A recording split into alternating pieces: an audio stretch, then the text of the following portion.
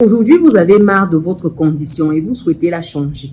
Vous souhaitez, vous également, avoir accès au secret de la réussite de ces personnes-là qui ont un succès fulgurant. Que ce soit sur les réseaux sociaux, que ce soit les créateurs de contenu, les influenceurs, les grandes stars mondiales. Vous vous demandez c'est quoi leur secret. Vous vous dites, est-ce que c'est à votre portée? Quand vous regardez par exemple des vidéos de créateurs de contenu, que ce soit des personnes comme Philippe Simo, que ce soit des personnes comme Jean-Yves de la chaîne Investisseurs Africains, que ce soit Marthe Karine, que ce soit Zach Mwekassa, toutes ces personnes-là que vous appréciez, vous admirez sur les réseaux sociaux, qui partagent au quotidien leur vécu, leur réalisation, qui vous inspirent et qui vous montrent le chemin. Vous vous demandez, est-ce que c'est à votre portée? Je vais partager aujourd'hui 3 secrets cachés de leur réussite, afin que vous sachiez ce que ces personnes-là ont fait pour avoir cette réussite-là. Et que si vous souhaitez vous également avoir la même réussite, vous devez faire les mêmes choses.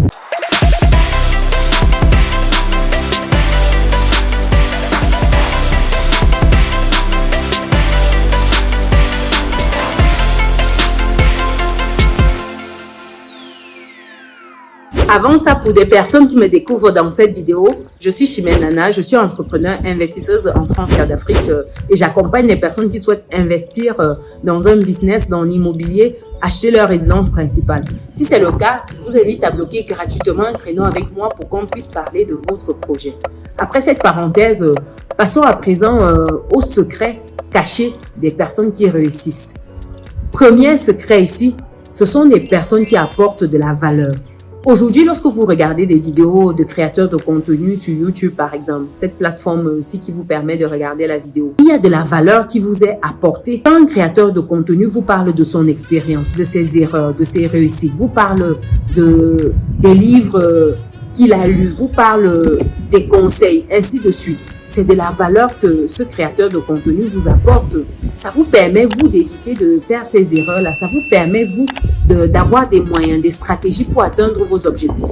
Que ce soit, par exemple, une personne qui a une chaîne qui parle d'agriculture, comme Loïc Gamois. Il partage au quotidien les secrets pour investir sereinement dans l'agriculture lorsqu'on est au pays. Donc, imaginez-vous le temps qu'il faut pour apporter cette valeur-là quotidienne que vous regardez en quelques minutes. Sachez que pour faire une vidéo qui est postée sur YouTube, une vidéo même de 7, 8, 9 minutes, on est sur un temps de conception qui est multiplié fois 4, 5, 6 en fonction de l'équipe qu'il y a derrière. Parce qu'il faut le temps pour chercher ce sujet-là, il faut le temps pour faire la vidéo, enregistrer, il faut le temps pour monter, le temps pour mettre en ligne, pour que vous ayez accès à tout ça. Donc ça demande une certaine logistique dont vous n'avez pas accès. Et qui dit logistique dit qu'il faut du temps. Il faut déjà vouloir donner cette valeur-là. Il faut être déjà quelqu'un qui est orienté partage. Parce que si vous n'êtes pas orienté partage, vous n'allez pas travailler ainsi sur la durée sans que les résultats ne tombent tout de suite. Quand vous démarrez une chaîne YouTube, il faut savoir que ce n'est pas monétisé par exemple tout de suite. Si l'objectif c'est la monétisation, il faut savoir que vous n'avez pas vos premiers clients tout de suite. Si votre objectif c'est de communiquer sur votre business, ainsi de suite, ou sur votre passion, ça demande du temps, ça demande de l'énergie, ça demande de la résilience, chers résilients. Pour vous dire, donc, ces personnes-là partagent énormément de valeur. Donc, si vous êtes quelqu'un qui souhaitait avoir de la réussite, vous devez être dans cette disposition d'apporter d'abord de la valeur, de donner d'abord avant d'espérer recevoir. Le malheur de beaucoup, c'est qu'ils veulent d'abord recevoir avant de donner. Ils veulent d'abord les fruits avant de semer. Ça ne se passe pas comme ça, nulle part. Pour recevoir, il faut donner. Soyez d'abord dans une dynamique, vous donnez aux autres, vous apportez. Vous êtes en mode serviteur. Et une fois que vous allez bien servir, vous serez en retour servi. Ce sont des lois immuables. Ce sont des lois immuables de l'univers. Si vous voulez recevoir, attelez-vous à donner. Et il y a plusieurs manières de donner dans la vie. Vraiment plusieurs manières. Quand on dit donner, les gens pensent à l'argent. Non, c'est pas que de l'argent. Donnez votre temps à quelqu'un. Le temps, c'est plus que de l'argent.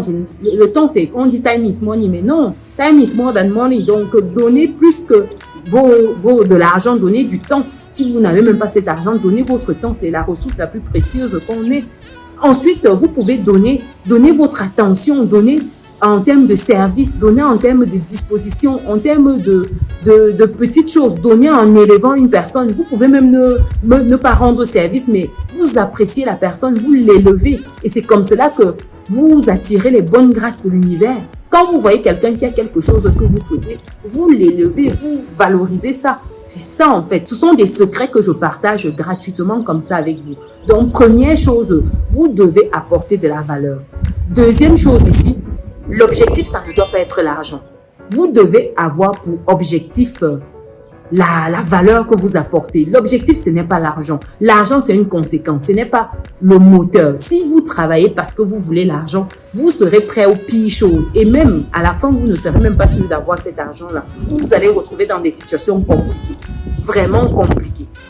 L'objectif ici, ça ne doit pas être l'argent. Vous devez trouver quelque chose de grand, quelque chose qui vous challenge, une cause pour laquelle vous êtes prêt à tout donner, quelque chose qui vous sort de votre lit. C'est pour cela que c'est important de trouver son ikigai, le pourquoi de sa destinée, le pourquoi. Parce que quand vous trouvez votre pourquoi dans la vie, vous êtes prêt à tout. S'il faut vous lever à 3 heures du matin, vous vous levez à 3 heures du matin. S'il faut vous coucher à minuit, vous vous couchez à minuit. Parce que c'est votre pourquoi qui vibre en vous. Vous devez trouver ce pourquoi-là. Lorsque vous trouvez votre pourquoi, vous ne travaillez pas pour l'argent, vous travaillez pour cette cause-là. Et au-delà de cette cause-là, vous êtes rémunéré pour la valeur que vous apportez. Ça rejoint un peu le point précédent. Vous êtes rémunéré en conséquence. Il faut s'atteler à trouver son pourquoi. Vous avez l'ikigai qui vous aide. J'ai déjà fait des vidéos là-dessus. Allez regarder ces vidéos-là qui traitent de l'ikigai. Posez-vous les questions. Qu'est-ce que j'aime faire? Pourquoi? Qu'est-ce qui me drive? Quelle est ma passion? Ce dont le monde peut avoir besoin. Quand vous avez des éléments de réponse, attelez-vous à mettre cela en pratique. Ne travaillez pas parce que vous devez payer les factures. Il faut avoir quelque chose de plus grand, quelque chose qui vous porte dans la vie. Ne soyez pas là, vous subissez la vie. Il y a des personnes qui ont arrêté de vivre depuis un moment. Ils sont en train de survivre. Des personnes qui ne vibrent plus. Il n'y a plus d'étoiles. Tout est éteint dans les yeux. C'est dangereux. C'est dangereux parce que vous allez vous retrouver comme ça. Du jour au lendemain, vous partez, vous n'avez rien laissé au monde. Imaginez-vous, vous vous retrouvez là, vous tombez là, vous décédez, vous avez un accident. Vous avez vu par exemple, il y a Cabrel là qui est parti récemment. Nul ne sait le jour ni l'heure. Donc, il faut vous atteler à faire quelque chose qui vous fait vibrer. Trouvez ce quelque chose-là. Accrochez-vous à ce quelque chose-là et ne lâchez pas.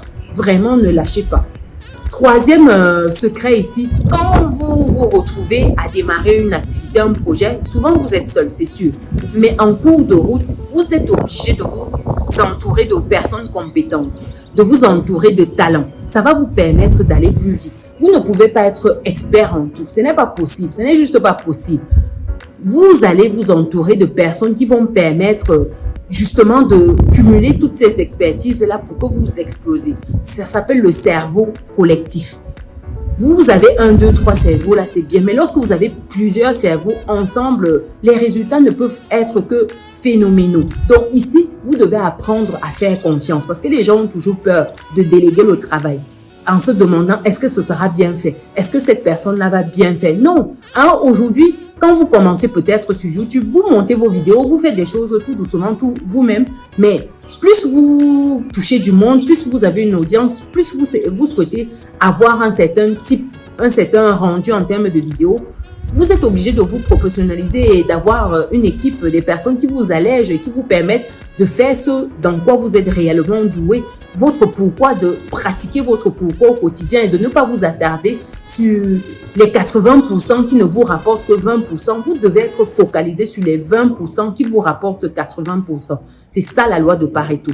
Vous devez vous atteler donc au quotidien à avoir des personnes qui vous permettent de vaquer à vos occupations, de vaquer à votre pourquoi, de faire le 20% qui vous permet d'avoir 80% de retour. Donc ici, il faut apprendre à déléguer. Vous avez toujours cette impression-là que vous allez mieux faire les choses. C'est une impression, mais quand on veut grandir, on veut bâtir quelque chose de solide, transmettre quelque chose à ses enfants, quelque chose de générationnel, on est obligé de s'entourer des personnes compétentes de surcroît. Et ça permet justement d'aller plus loin, ça permet d'aller à une dimension inimaginée. Parce que dites-vous que seul vous n'aurez jamais assez de force pour toucher certains types de projets. Même si vous êtes bon comment, Même si vous êtes un peintre, vous ne pouvez pas peindre 10 tableaux en même temps. Ce n'est pas possible en une minute ou en un jour. Pourtant, quand vous avez une équipe, telle fait ceci, telle fait cela, et puis vous faites des finitions, des choses comme ça, vous pouvez avoir un rythme soutenu et ça permet de gagner également en productivité. Donc, c'est très important, chers résilients, de penser au volet équipe, de ne pas être en mode solo. On ne joue pas en solo. On commence peut-être solo, mais on avance en groupé.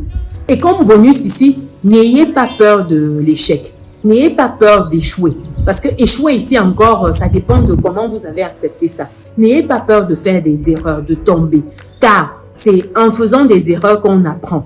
On peut éviter ces erreurs-là en apprenant des erreurs des autres. Mais quoi qu'il en soit, n'ayez pas peur de tout cela. Parce que lorsque vous allez tomber, vous allez vous relever encore plus fort.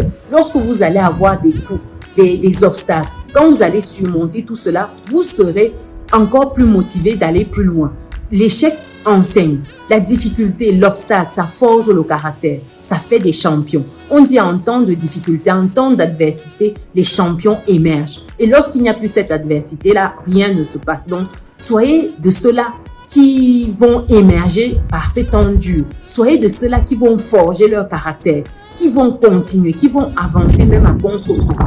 C'est ça la vie. C'est de savoir encaisser encore et encore. Et quand même de continuer le chemin. De se dire que c'est pas grave.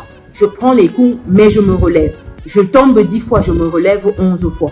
C'est ça. Avoir cette capacité de résilience-là. Comme je vous appelle sur cette chaîne Résilient, vous devez vivre cela au quotidien. Vous devez matérialiser cela au quotidien, cette résilience-là. Parce que en toute chose, dites-vous, chers résilients, que si vous n'avez pas cette résilience-là, vous n'allez pas loin. Il n'y a qu'à regarder un enfant. Vous avez déjà vu un enfant qui veut marcher. Le gars est inarrêtable. C'est-à-dire que l'enfant est capable de tomber, de pleurer correctement, mais de se relever, d'essayer encore. Un enfant qui veut monter sur une table, vous aurez beau dire ne monte pas, mais il va quand même monter. Et quand il va chuter une fois, 2 fois après, il va s'assagir. Mais l'enfant, il ose. Donc, il faut avoir cette capacité-là d'oser, d'essayer, de ne pas avoir peur de qu'est-ce que les gens vont dire si j'échoue, non, il faut oser. Et ça, c'est la marque des leaders, la marque des champions. Si vous n'êtes pas quelqu'un qui ose dans la vie, vous n'allez jamais savoir qu'est-ce que vous loupez. Il faut essayer. Au moins, dans le pire des cas, vous allez vous dire que je sais, au moins, j'ai essayé. Si je n'avais pas essayé, j'aurais eu plein de regrets. Ne soyez pas de ces personnes-là qui vivent leur vie en mode toujours dans la zone de confort. Essayez de sortir de cette zone-là. Essayez de vous surpasser. Ne soyez pas de ceux-là qui ont des regrets, qui se demandent toujours et si. Non, agissez et vous saurez ce que ça aurait donné. Soyez de ces personnes-là qui prennent les choses en main, qui agissent. C'est ça la marque des leaders.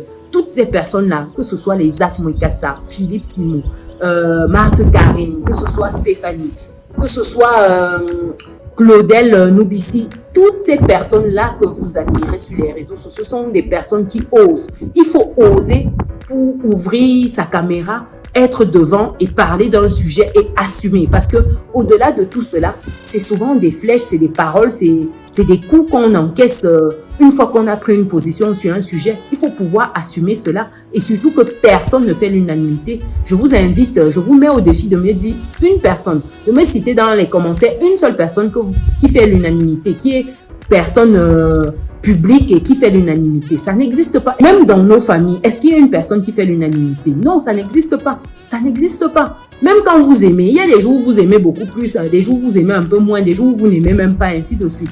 Ça n'existe pas d'être toujours à 100%. Non, ça n'existe pas. En tout cas, mettez-moi dans les commentaires si vous connaissez une personne comme ça. Donc voilà pour cette vidéo de secret de ces personnes-là qui réussissent et de comment vous également, vous pouvez intégrer cela pour avoir les mêmes résultats, pour réussir de la même manière. Donc, mettez-moi dans les commentaires si vous avez d'autres secrets, vous avez d'autres points qui méritent de figurer sur cette liste-ci, partagez. Ça va permettre qu'on s'édifie mutuellement. J'espère que la vidéo vous a plu. Si c'est le cas, mettez un pouce bleu en l'air. Partagez massivement dans vos groupes. C'est gratuit. Partageons.